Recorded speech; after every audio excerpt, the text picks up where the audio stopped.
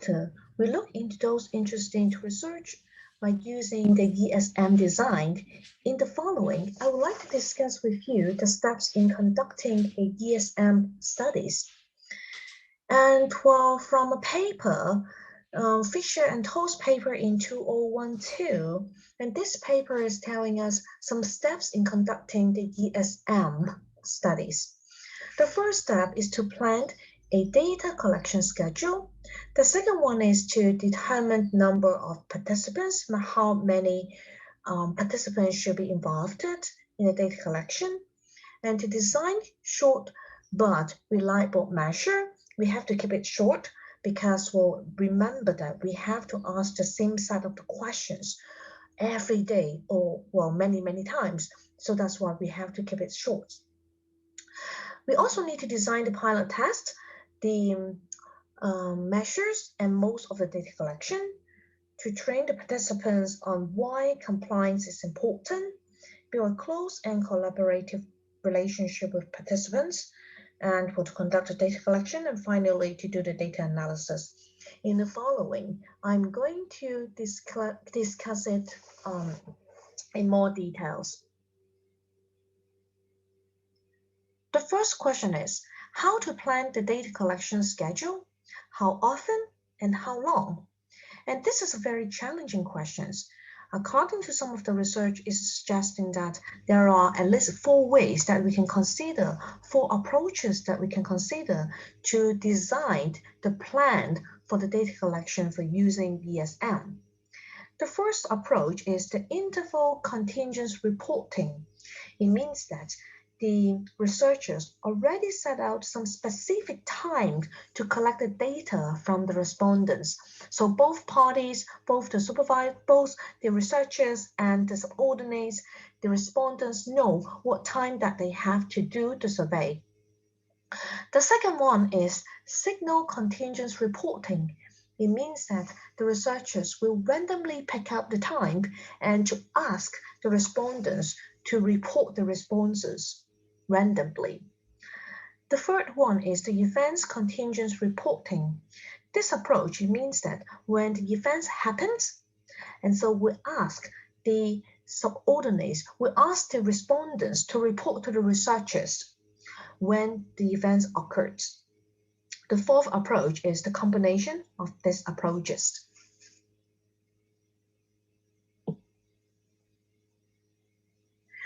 Each of the approach will have the pros and cons. Let's see what they are. For the interval contingent one, it means that both parties already know what time that they have to do the survey, they have to report the things happen. The advantages could be it can be used with paper, mobile devices or computer for data collection because both parties knows very well about when they have to do the survey. And it seems it's less interruption to the participants because the predictable timing of the report, like if you're going to collect the data at a specific time point every day, if you're going to collect the data twice a day, 10 a.m. in the morning and 4 p.m. in the afternoon, and well, when the time is approaching to 4 p.m., and the employees, the respondents notice that it's time for them to do the survey, and so, well, it's assuming that we'll have a less interruption to their work. And well, it may also be able to obtain more observation because both parties already noticed that this is the time for them to respond. So we are assuming that they will rest the time to prepare to do the survey. Advantages for using the signal contingents research design could be it will minimize the memory error because it do it randomly, and so immediately and randomly you ask the respondents to respond, and so you are not necessary to ask them to recall in the morning what I have done, and so it seems that can help to minimize some memory error. When it compares to the interval contingents, if you're going to collect the data once per day, if you're going to collect the data at 10 a.m. in the morning, but after the respondents finish their survey, and then it happens, the things happen, the events happens at 10:30. So what do they have to do? They have to wait until next day to do the survey again. So that's why in such a situation, it will largely minimize, it will largely increase the memory error because, well, they have to recall what has already happened last day. And so that's why, as compared to this, signal contingence design could help to minimize the memory error. And well, that's why we are assuming that they can more likely to collect the real-time data. For the events contingency design, again, it will help to reduce the memory error because once the events happened or just right after the events happen, and you ask the respondents to report to you proactively. So we'll help to reduce the memory error. And it also focus on some specific events when the events happened and they will report to you. So those are the advantages of these three approaches. Certainly, each approach will also have their drawbacks. For the interval contingence approach, and the data may disproportionately capture experience at some specific times of day, and in some time, and probably something will happen, but in the rest of the time probably doesn't have something interesting or some important events happened, and so it seems that it cannot really capture the real situation. And it will also have the problem of memory decay because you have to ask the respondents to recall what has already happened. Probably, as I said, that if you're going to collect the data once per day, what happened if the events just happened after the respondents finished that survey on that day, so they have to wait for next day in order to report what has already happened, so they may already forget it. And so that's why it will create a loss of the missing data sometime. For signal contingence approach, and it will have a loss of the interruption because you just randomly ask the respondents to report to you. That's why it will create lots of the interruption at the work. And we're also reliant on the signaling technology. We cannot rely on the paper and pencil survey because you have to collect the data at the real time. So that's why usually we need to have a very high tech devices so to ask the respondents to respond immediately. In such a case, and we can only collect from a small sample because otherwise there are lots of the works to do and it's very hard to coordinate. We have to ask the respondents to report randomly. The third one, events contingence approach, the researchers are more reactive because it seems that whenever the events happen, we have to highly rely on the respondents proactively reporting what has already happened. Sometimes because they're too busy, sometimes because they don't want to do it, and that's why they would not proactively report to you, oh, the event has already happened. So you will have a loss of the missing data. Besides that, we will also highly rely on the participants' commitment on providing the data because you never know the events when and how long does it happen. You just rely on the participants to provide the data to you. That's why commitment to the survey is particularly important in this research design. The next issue is how to determine number of participants. We have to address this issue by taking into consideration of statistical power. To calculate the statistical power, we have to consider how many reports per day, how many days, and how many participants. We are not only consider about how many participants respond to your survey. Instead of, we also need to consider about how many reports that you require them to help you to fill in the questionnaire, the survey, and how many days. And typically, we can see that it's getting more and more ESM design has been used around 1 or 2 reports per day times how many days? Around 5 to 10 consecutive working days. So the sample size would become how many observations. It's not only how many participants join into this survey instead of how many observations. That is how many report per day times how many days times how many participants. So this is the rule for the observation. Next is to develop measure for ESM. Different from the typical survey, the measurement used in ESM should be short. It should not exceed 5 to 10 minutes in length and up to 5 times per day, because remember that we have to ask the participants to repeatedly answer the same questions many times.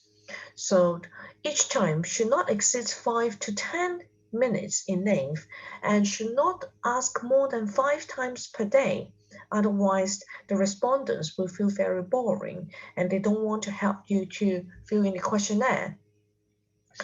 And we also need to consider whether we should use the multiple item, the shorter version of the measurement, or the single items.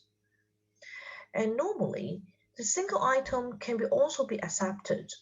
It's very different from the typical survey design, and usually single item is not very preferable for the typical research design. And remember that we also need to have what we call the baseline survey to collect some demographic and dispositional information before the ESM survey has been started.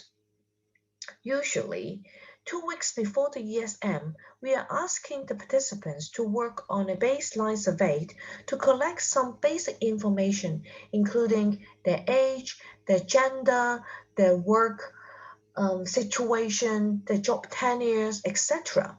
Because it is not necessary to ask them to fill in all this information every time in the ESM design.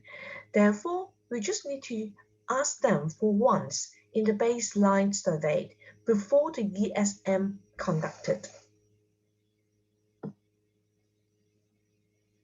Because the daily assessment should not exceed 5 to 10 minutes in total. Because of this restriction, for scales consisting of 5 or more items are usually not suitable, because remember that if we are asking the subordinates, if we're asking the respondents to help you to fill in a questionnaire several times per day or even once per day, but they have to repeatedly ask the same questions, they will feel very boring. And so preferably a shorter version or even a single item can be used in the diary studies. And usually we will select the item with the highest correlation or with the highest loading, the factor loadings, so that to represent the most useful, the most meaningful item in your studies. So we can always refer to previous studies to find out the factor loading and to choose the one which is the most relevant with your studies. And because some psychological phenomena are very difficult to identify and quantify, and you can see that some of the items is very related and very similar to the emotional item. So we have to be very cautious. We have to read the items to see whether some modifications can be carried out so that to fit with your context. And we are also suggesting that to use those validate items, the items that has been used in previous ESM design, so to prove that they are well adopted in the field by using the ESM design. It is more preferable options. When we consider about the most of the ESM data collection, and traditionally, we will rely on the paper and pencil format, but it also have a lot of drawbacks. That's why recently we will highly rely on the mobile devices as well as the computers. So to helping us to collect the data, especially if we are asking the respondents to answer the question several times over a period of time, and so it's more feasible to use mobile devices and also the computer to collect your data. For the data collection devices, researchers can choose between different data collection devices, and usually the paper pencil or the high-tech devices, as I said. And for using the paper and pencil format, we can providing a booklet containing the daily diaries, asking the respondents to fill in the diary every day or how many days per days and over a period of time. The advantages, it seems that it was very easy to use because you're providing a booklet to them to fill in, so it seems for little preconditions. Um, Another option is we can asking the participants to use the small handheld computer, or usually, well, nowadays they're using the pre-programmed smartphone or some apps. However, technology must be available, and also, well, we will have the problem of the selection bias because not many, but actually it's already not a problem nowadays, but well, especially for some young people, some teenagers, if we are collecting the data from this kind of the sample, and we have to bear in mind that whether they would have those high-tech devices, and we have to consider this as well. And well, we can also use the web-based survey, and especially, well, if we are collecting the data from the IT person who are working in front of the computer, so they can get access to the web-based survey. It's easier for them, but also remember that internet access should be required. The advantages of using the high technologies devices is that the time of the diary entry can be controlled because, well, if you are asking them for to fill in the questionnaire at some specific time point, and you can send them a reminding email or reminding message so that to remind them, oh, it's time for them to fill in the questionnaire. And while no data entry necessary, indeed, because usually after they fill in the questionnaires, the system will automatically generate an output data file to the researchers. So in order to prevent and reduce the data input error.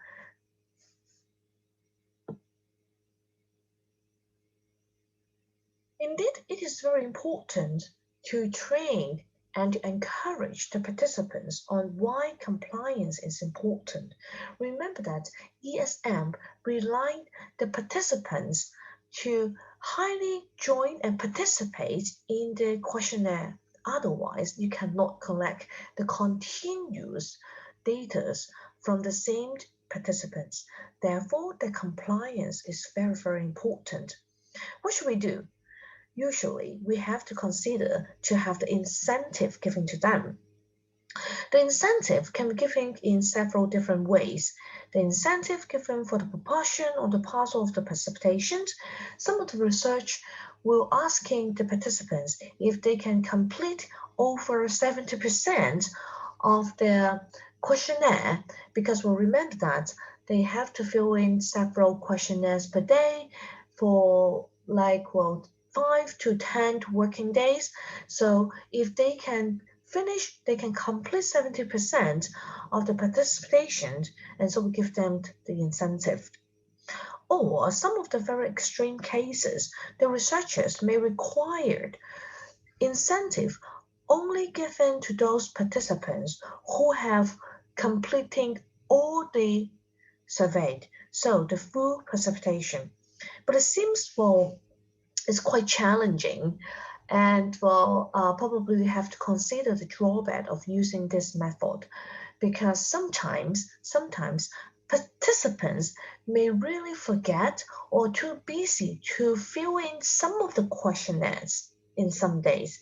In this situation, if they consider that, oh, they forgot to fill in one time, and so they will lose the incentive, and after that, they would not help you to fill in the questionnaire anymore, because they noticed that even though they could not complete once, and so they could not get the incentive. So this one may not be a good research design. Lastly, we can also consider to use the lucky draw. Say, for example, like if the respondents complete 70% of the participations, and so will automatically join into the lucky draw pool. And so we have the lucky draw and to see whether they are the lucky person to get the incentive. But again, this also will have some drawbacks, because people will consider that even though I help to fill up all the questionnaire, and it does not guarantee that they will get the incentive, and so probably it may not be a good practice, or may not will help to train and help to encourage participants to join in this questionnaire. But sometimes, because our budget, the research budget is really very limited, we are not allowed to give the incentive to everyone to help you to fill in the questionnaire. In this situation, probably lucky draw is more preferable, because in total, it seems that the total amount of the expenditures spent in incentive could be less than giving the incentive to all the participants who join in this survey. And next, we also need to consider to build a close and collaborative relationship with the participants. We have to encourage them to participate in your survey. So, how should we recruit the participants? Through the HR of a company, or in general public, or using the focus group? And all of them will have both their pros and cons. For the HR, it means that you've already got a contact with the sample company. So with the support of the HR, and usually the participation rate will be higher than if you're collecting the data from general public. But if you don't have any contact with the company, and we can also consider to use Prolific or some other online platform, and so in order to collect the data from the general public. Sometimes we'll also recruit some focus group if you have some particular requirement for the participants, and so we can also use the focus group. And how to build a better relationship with the participants, and how to remind them to help you to fill in the questionnaires. And usually we'll recommend to hire an RA if you are collecting a large amount of the sample. RA could help us to send the reminders and to do some administrative work, including like the consent letters, and to remind the participants if they forgot to fill in the questionnaire. And so, a lot of the administrative work will be involved. For the sample recruitment and sample size, participation in the diary studies requires special means to motivate the participants. As I said that, because we will make our participants very boring, and that's why we need to have some incentive in order to motivating them to help to complete the questionnaire. Otherwise, indeed, we understand that it's kind of a burden on the participants, and so that's why we have to appreciate their participation. To calculate the statistical power, we have to refer to some previous research to consider that, what is the right and for the minimum sample size. And we find that the sample size smaller than 30 will always lead to bias. And we will also have the generalizability issues. And according to the higher ranking, the top tier journals, and we find that the samples at least should be 100% focusing on the dependent variable at the person level, and at least 5 days per person focusing on the predictor at the date level. So these are usually the rule of thumb for using the ESM design. 100% participants and also at least collecting the data for 5 consecutive working days. So this design is the minimal for the ESM research.